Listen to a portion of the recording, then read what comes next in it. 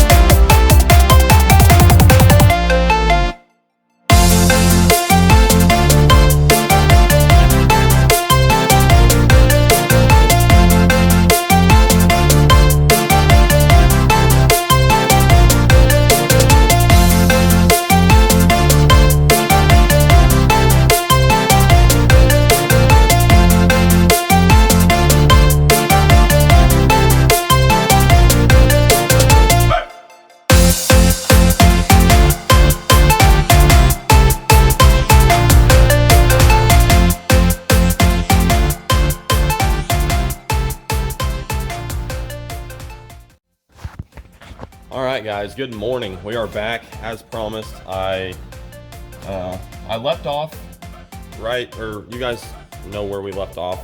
We pulled piston number 3 and looked pretty rough.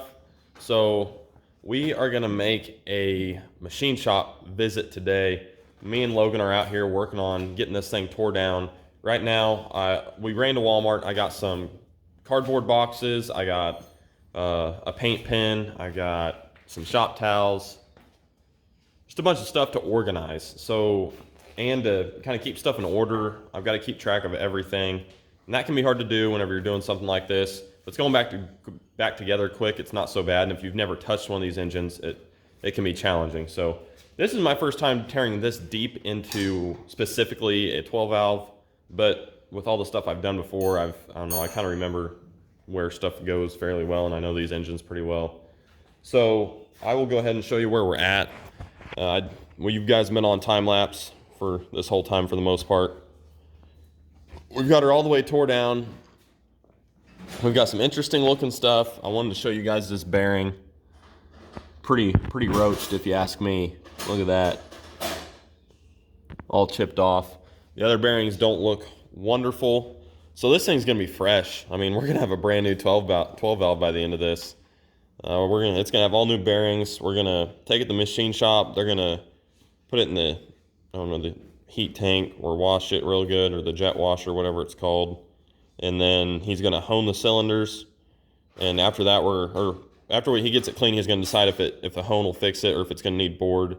And then we will probably have him polish the crank because it's got some wear. I want everything to be as fresh as can be. We want to do this thing right. So down the road, whenever we're coming to events and coming to see you guys, we don't have any trouble with the truck. The cam bearings and the cam look great. They are phenomenal, but we're not reusing that stuff. So we've got the pistons laid here on the ground. Let's go ahead. I do want to show you guys some of this stuff. They're all wore very even. So where you see that copper right there, every single one is wore right there. It looks identical to this. So if I'm gonna have stuff wear, I want it to be identical, and I am happy that it's wearing all even. So there's that cap. This one doesn't have as much copper, but you get the gist. But I don't know what that is all about. I'm gonna have to do some failure analysis on this. I've got all my papers from my failure analysis class at school. So I'm gonna look through that and kind of develop my own thoughts and theories about maybe what happened. But something wasn't happy. There was metal going around, so getting this thing all perfectly clean. That was loud. Getting this thing all perfectly clean and ready to go again is gonna go a long way. So I'm pretty pumped for it. But really, now that we've got it all apart, it's only probably, heck, I don't even know, 11? I don't even know what time it is. 11, not even probably noon yet. So next, I'm gonna start, I've kind of written on all of them, all the numbers of everything on the parts, but I'm gonna get the rest of them bagged up, labeled, and kind of clean this place up because I've had to run out of here the past 2 nights for tests. So I need to get all this stuff bagged up and organized because this is bad. This is driving my OCD crazy. So we're gonna keep hacking along at that, and I'm going to start labeling stuff, and we will catch up with you guys later whenever we got something new.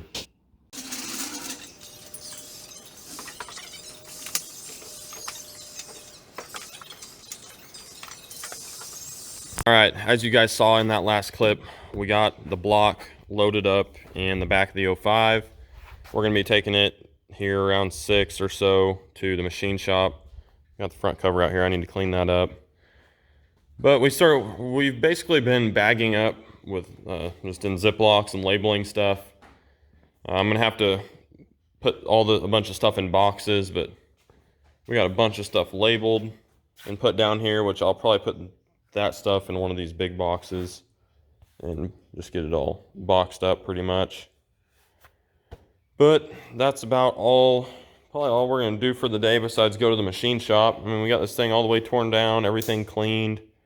Next is going to be cleaning the shop, because whenever we bring this thing back and it's all clean, I want this place to be spick and span, because you don't want to put an engine together in a dirty environment. And right now it's pretty dirty. So and again, I mean, most of these parts I won't even reuse. I mean, turbo and manifold and crossover, a lot of this stuff isn't even going to be reused, but the stuff we are reusing, we're going to need to get cleaned up and painted or powder coated, one of the two, whichever. It just depends what part it is and if the paint will stick. But the head, we're going to figure that out. I've still got to pull injectors out of the head and pull all the valve train out, and then it's going to need to get decked. So yeah, I haven't completely decided what I want to do with that. Just for like a stage 1 street head from anybody reputable, you're looking at like $2,000, and I'm not willing to spend that. So I'd rather just have it ported and polished and maybe swirl matched, and it would be ready to go. And just other small stuff. The VE, which I don't know where I put it. It is sitting, all right, so our injection pump, sitting right down in there. It needs to find its way to probably the Hungry Diesel, if I'm gonna guess. Right now, that's probably what we're gonna do. But I mean, that's another good chunk of money. So really, right now, my worries are making sure this block is good and getting it back to 100%. The crank, we're probably gonna have polished because there's some markings on it, and I want it to be 100%. I just want everything to be good and trustworthy, because right now it looks pretty beat up, and it's pretty surprising for the amount of miles it has and all that stuff. So we're probably gonna have to load this thing up, and then yeah, then I'll just be coming back to the shop to clean a bunch of stuff. I got some of the main caps put on, or put in that box. Probably got some other stuff I'll put in there, but yeah, we're gonna take the 05 to pit and get the block. Hopefully they're gonna, I don't know, it's gonna be all cleaned. And all right, guys, let's wrap up this video. It is night. It's about 10 o'clock. From the last clip you've seen, we went to the machine shop. We kind of BS'd with them. I ended up knowing one of the guys there. Talked to them. They are great guys. They are more gas involved. The owner does drive a Duramax, but whenever it comes to machine work, they do a lot of gas stuff. He had a bunch of 600 plus cubic inch stuff, and stuff that was going in drag cars, stuff that was going in pulling trucks, just all sorts of stuff. He does really awesome work. I was very impressed, and very professional dude. He's really cool. So I'm pretty pumped about it. I've kind of got a game plan together for what we're gonna do engine wise, and thanks to a bunch of help from other first gen guys. Again, I'm trying to learn as much as I can about the short block side of things. So I really don't know much about bottom ends. I don't know much about machine work. I don't know much about clearances, tolerance, like all that stuff. And I'm trying to do as much research as I can to learn, because that's what it's all about. I really want to learn and understand this stuff and understand what I should do and make my own, try and make decisions on what will be best for the setup. So, like I said, I am chasing a number in the 5s. So I'd like to break 500 horse with the VE, which other people have done it. I want to do it myself. I've yet to do it, and I really would like to hit the 5s and take over. I mean, and really hit just a good respectable number, and then from there, if I can hit that, kind of just chase what that number is right now, which I think Coda's still holding that. So. That would be really cool. I don't know if I would say record chasing, but I really would like to make good power, and that's what it's all about, and just kind of surprise people with the VE, because everybody gives up on it. And I really think that you shouldn't, and that there's room to be had. I know just swapping to a 180 or 215P pump would be very easy, but I don't want to give up. So that's the goal with this thing. I am going to have some stuff done. Like on the bottom end wise, I'm not just going back with a stock bottom end and stock size and all that. So whenever I get it all done, I will reveal that to you guys. Not that it's a big deal, but I just was going to put that out there. So after talking with him and talking with a few guys, I've kind of got a game plan together. I'm going to get with my buddy Cole. He has the first one that just looks just like mine. His shop is Texas Diesel and Auto. He's a very knowledgeable dude. If I was in Texas, my truck would go nowhere but there. Even though I work on most of my stuff myself, if anything else comes to diagnosing stuff, Cole is my guy. He's the man.